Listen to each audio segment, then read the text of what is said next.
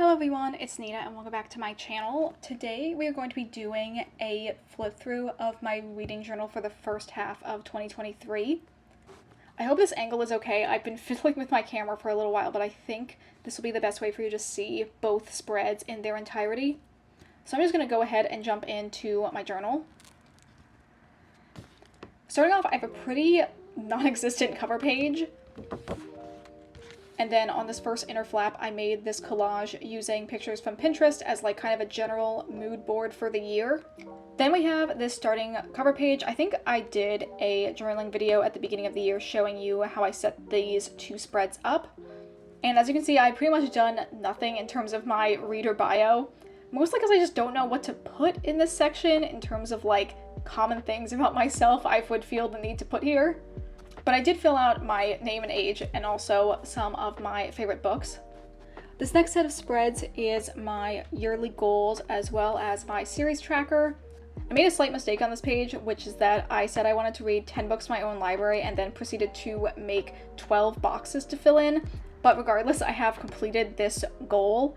I think I'll probably up it to be at least 20 books from my read library for the end of the year. I think also next year in general, I am going to have boxes to fill out for different categories. I like the design of the spread, but I wish I had a better way to track my progress on it as well. For my series tracker, I'm really proud of the spread. As I finish series, I've been adding a little star next to their names over here. So hopefully for more of the series that are completed, I will have those marked off as finished by the end of the year as well. Then we move into my main section, which is the covers of all of the books I've read, as well as the star ratings that I gave them. For how I make these covers, I literally will copy and paste the covers from Storygraph into a Word doc, and then resize them to be all the same size. I believe the outside boxes are a 4cm by 3cm box, so then the sizes of the covers are just slightly smaller than that. I don't really care too much if the covers are not all exactly the same size, because book covers in general are not all the same size. Book covers themselves have different dimensions, so I don't really care if the individual book covers in my spreads end up looking a little different. So anyway, these are all of the spreads of the books I've read so far this year. And I believe I have filled out at this point 50 books that I have read. And since I only have 1.5 spreads left open for the rest of the year, I'm definitely going to have to make another section for this later on in my journal. Usually I use a section at the end of my covers to be like my best book and worst book of the year. But I might end up using this section as more space for covers, and then I will do the like wrap up spread later on in my journal. I also have a reading log here that has the title of the books as well as their author and main genre. To be honest, I don't love this spread. I have kept it up for the most part, and I do have space here to continue on. But I think in the future I might just stick to just having the covers image spread instead, because I kind of feel like it's a little redundant to also have this here. But this is kind of mirroring what I track in my digital reading journal. So I guess I wanted to have a kind of hard copy version of it here as well. This next spread is my new releases spread that goes from January to November because I accidentally miscounted when I spaced out all of these boxes. But at the same time, there isn't any books I necessarily think are going to be coming out in December. At that point, I'm not really super focused on the new releases. I'm more so gearing up for what's going to be coming out in the following year. All of the ones that have a heart on them are the new releases that I have read so far. Then I have a spread that tracks my progress in working on my YouTube videos. I have different boxes that represent different symbols in the video making process. So I have filming, editing, audio adjustments, doing any like additions of like different graphics that I have to make for the videos, posting it on YouTube, and then promoting it on social media. This section is the one I am very bad at. I definitely have to get better in general about promoting my videos on other forms of social media. And as you can see, pretty much all of the videos I have planned so far have happened, but there are a couple ones that kind of just like fell to the wayside. Then I have my 23 books to read in 2023 spread. I'm really pleased with how the spread turned out, and I'm also pleased with all the progress I have made on the books in this list. All of the ones that have star rankings by them are ones that I have read from.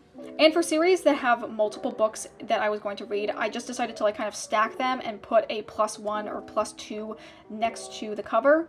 So for The Cruel Prince, I've read both the first 2 in the series, so I have the ratings for the first and second one over here. And once I finish the last book in that series, I'll put the rating for it along the right-hand side. And now we move into my first of my monthly spreads. The first one I have here is for January. I really like the color palette and design I did for this spread. I ended up reading 10 books in January, and then over here I have all of the names of the books I have read listed in these little bookshelves. I did pretty minimal TBR because I was just starting out the year and just wanted to see what called out to me, but Sorcery of Thorns was a book I'd started in December that was like a carryover for the beginning of the year. And then I go through each of the books that I read and give a little bit of like a review of them. I used to put the star ratings for the books in these mini reviews, but I've ended up not doing that, and I just keep it in the very first section with all of the covers. Just because sometimes I will change my rating over time as I end up thinking about a book more.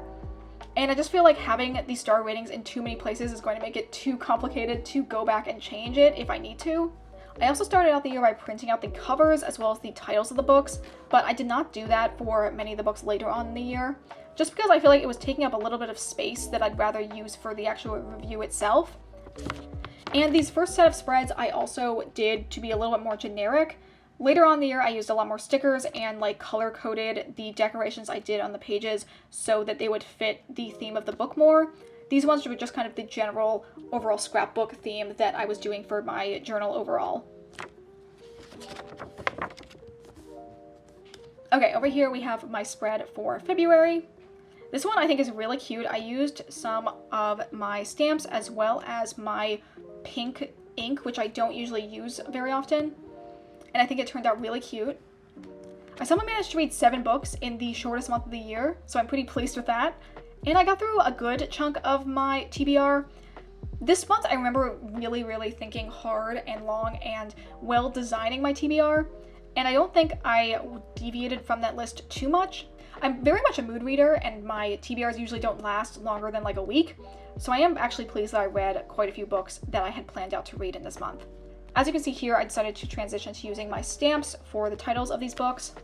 Some of these books I definitely didn't have as much to say about as I thought I did, so I could have like condensed them down to being just half-page reviews. Definitely something I'm going to try and get better at for the future. This is my spread for March. I think this one is also very cute. I used a really nice sticker set that was from Jola & Co., which is an Etsy seller that I will try and remember to link down below in the description. In March I only read 4 books. I was super busy with work and school, which is kind of a bummer, but I did read a lot of really good books this month. I think everything I read was a 4 stars and above. This spread I think is really nice. It's my one for the Once Upon a Broken Heart and the Ballad of Never After. I decided to do both books together in one spread because I read them in the same month. And this art of Evangeline and Jax, I believe, is from the Thai edition of these books. And I thought the art was really beautiful, so I decided I wanted to print it out and use it in the spread. Next we have my spread for April. I read 9 books in this month, and I completely filled up my bookcases that I made. I also used a lot of the stickers from the Jola & Co. pack, just because it had a really nice, bright, springy vibe to it. And here is a look at some of these spreads from this month. I still need to finish out this one, but I don't have a ton to say about this book, so I feel like it's only going to be this very small section up here. Now we have my spread for May. Only read 5 books this month, so I didn't end up making a second bookcase down here. Sometimes I only draw out one, and then I kind of see how far I'm going to get in the month in terms of reading before I draw out the second one. I made kind of a general TBR for the entirety of the summer and put it all here. So far I have read 2 other books from this, but I ended up reading them in June instead of in May. I did a big spread for the final 2 volumes of the Grandmaster of Demonic Cultivation, and I used some of the stickers that came with the special edition of the 5th volume. I really like the spread. I think it turned out really cute. And it's a good combination of like their colors as well as some other themed elements for them, like the bunnies up here. Now we're moving into the spreads that are not 100% done. I definitely want to add more to my Carrie Soto is Back spread because I really enjoyed this book and I feel like I need to do a little more decoration for the bottom half over here. Now we have my spread for June. I read 14 books in June, which I think is the most amount of books I've read in a single month ever. And they were all like regular full-length novels or nonfiction books.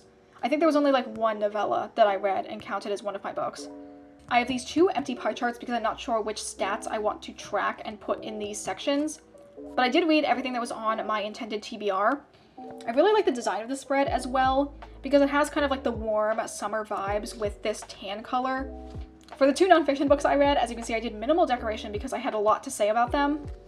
And I did a full page spread for the first book that was a buddy read as part of Katie is Reading's Patreon. The spread is completely undone, but it's going to be my wrap up of the entirety of the Kingdom of the Wicked series. I was waiting until I finished the last book, which I now have, so I have to decide how I'm going to lay out the spread and talk about all 3 books at once. And now we're getting into some of the spreads that are also unfinished. I have ones for the 3 books I read in my random color generator vlog, so I went with an overall blue theme for the spread as well. Then we have some of the other books I read in June. We have Bitterthorn, Dead Collections, and Enchantment of Ravens. As you can see, I did a lot of decoration for Enchantment of Ravens based on the autumn theme of that book.